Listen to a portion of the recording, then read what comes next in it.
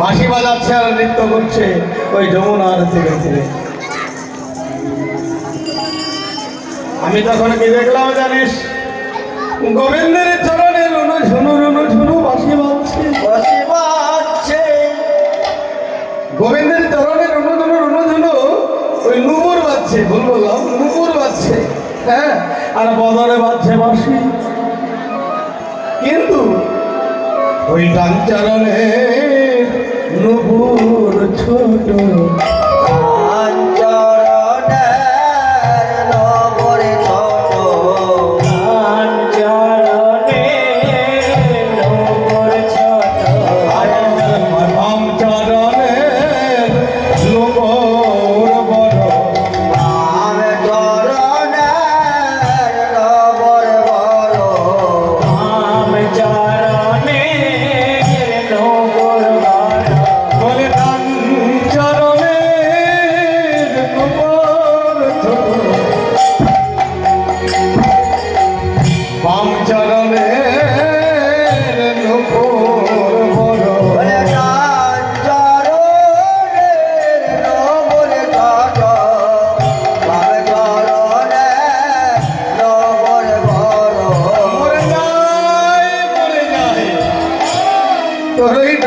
কথা শুনে আমার কানটা মনে হয় কালা বাবা হয়ে গেল।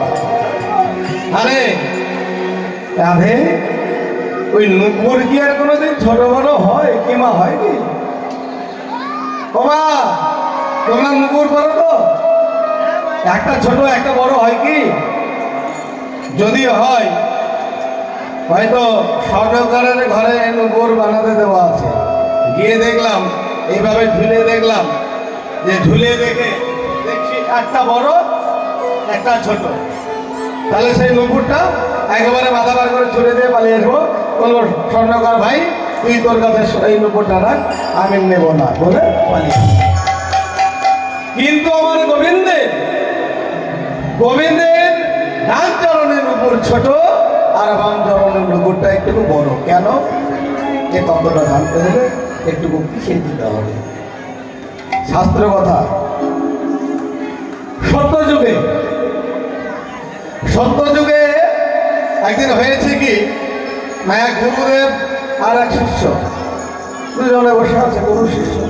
এবারে শিষ্য গুরুদেবের চরণ সেবা করছে। সেই গুরুদেবের নাম হলো বিশ্বাবসু আর শিষ্যের নাম হলো কর্ণব। মনে থাকবে তো?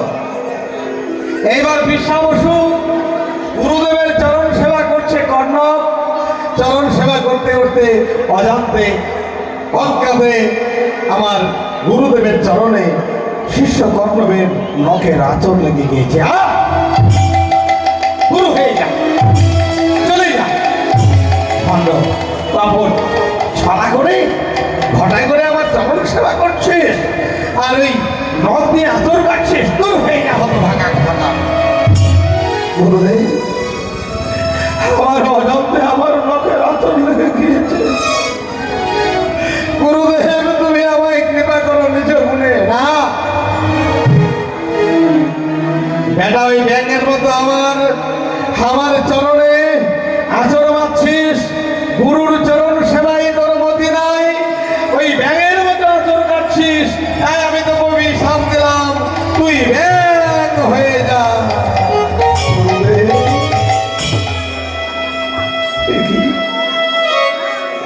তাহলে কি আমার মতি হবে না? আরে কতদিন বা ব্যাঙ হয়ে থাকবো গুরুদেব? তুই আমার সামনে কাঁদতে আসিস, তুই কাঁদিস না। আমি তোকে যে অভিশাপ দিলাম, এই অভিশাপ থেকে তুই মুক্তি পাবি কবে জানিস? যেদিন তোর ভগবানের সঙ্গে দেখা হয়ে যাবে, সেই দিন বলে দেবে তোর সম্পূর্ণ মুক্তির কথা। এইবার এলো ত্রেতা যুগ। সত্যযুগ থেকে সেই কর্ণ ব্যাং হয়ে কখনো জল আর কখনো স্থল উপচর হয়ে ঝুপঝাপ করে একবার জল একবার স্থল এইভাবে কাটাতে লাগলো। সত্য যুগে এই অভিশাপ নিয়ে ব্যাং রূপে ঘুরে ঘুরে বেড়াতে বেড়াতে এলো ত্রেতা যুগ। বাবা, ত্রেতা যুগে যখন রামচন্দ্র বনবাসে যায় পিতৃ সত্য পালন নিমিত্তে,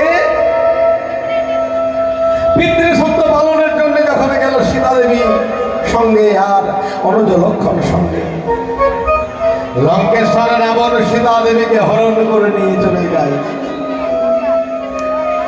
ব্যথা সইতে পারল না, সারাদিন ধরে বনে বনে হা সীতা হা সীতা, হা দেবী দেবী বলে লক্ষণ, মা মা বলে কেঁদে লক্ষণ, আর সীতা সীতা বলে রামচন্দ্র কেঁদে কেঁদে বেড়াচ্ছে।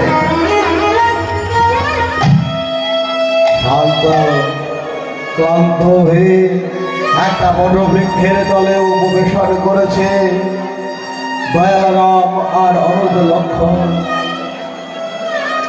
নয়নষ্ট হরিষণ হয়ে গড়ে চলে যাচ্ছে ভূমির উপর দিয়ে। লক্ষণ দেখছে, কি ব্যাপার, আমার দাদার নয়ন হতে নয়নষ্ট হরিষণ গড়িয়ে যাচ্ছে যখন মাটির উপর দিয়ে, তখন লাল হয়ে কেন? কি দাদা, এ কি গো, গড়ে যাচ্ছে, এটা কেন লাল হয়ে যাচ্ছে? রামচন্দ্র বলল, তাই তো, সত্যি তো তাই। কি এইবার ধনুর বানটা যখন তুলছে, ধনুর বানটা চাপা পড়ে আছে, একটা ব্যাঙ গল গল গল গল করে সেই ব্যাঙের মুখ থেকে রুধির ধারা বয়ে চলছে, মানে রক্ত গড়ে পড়ছে। রামচন্দ্র বলল, ব্যাঙ রে, আহা, আমি না হয় অজান্তে তোর উপরে আমার ধনুর বানটা রেখেছিলাম। যখন আমি ধনুর বানটা রাখছিলাম, তুই কি সারা দিয়ে একবার আমাকে জানাতে পারিসনি? সর্বকুল যখন তোকে গ্রাস করে তখন ঘ্যাঙর ঘ্যাঙর করে কতই ডাকিস, আর এক্ষণে তুই কি একটুকু চিৎকার করে আমাকে জানিয়ে দিতে পারিসনি? ব্যাঙ বলল, দয়াময়, সর্বকুল যখন গ্রাস করে আমরা তোমার নাম ধরে ডাকি, আর এখন তোমার দ্বারাই যদি আমার প্রাণ চলে যায়, আমি নিজেকে ধন্য বলে মনে করব, আমি নিজে ধন্য হব। তাই হে প্রভু, আমি আর তোমাকে জানাতে ইচ্ছে জাগেনি, আমি তোমাকে জানাইনি, যাক তোমার প্রাণ চলে যাক। আরে আরে ব্যাং, সত্য করে বলতো তুই কে? ব্যাং বলল, প্রভু তুমি তো সব জানো, তুমি না অন্তর্যামী। রামচন্দ্র বলল, ব্যাং, তোর মনের বাসনা, তোর মনের বাসনা কি? তখন রামচন্দ্রকে ওই ব্যাং বলল, দয়াল রাম, আমি তোমার চরণে থাকতে চাই, তোমার চরণ ছাড়া করো না, তোমার যুগল চরণে আমাকে জন্মে জন্মে দেখে দিও। তখন আমার রামচন্দ্র বলল, ওরে ব্যাং, এই জন্মে নয়, আগত দাপর যুগে আমি হব শ্রীনন্দের নন্দন, তুই মুগুর হয়ে আমার যুগল চরণে রুনু ঝুনু রুনু ঝুনু রুনু ঝুনু বাজবি। হরিবল হরিবল হরিবল। প্রভু,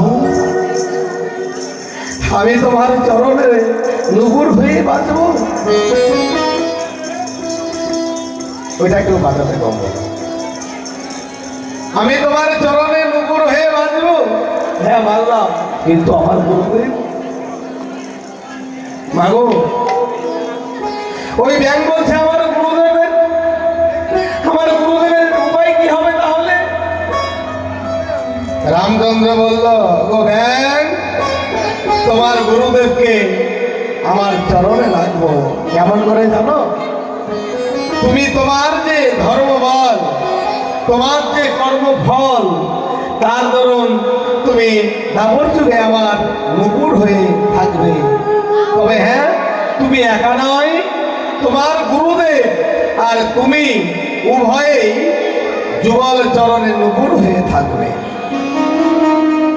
তোমার কর্মফল, তোমার ধর্মবল তোমার যে কর্মফল তার দরুন আমি খুশি হয়েছি, তোমাকে রাখবো ডান চরণে, আর তোমার গুরুদেবকে রাখবো বাম চরণে।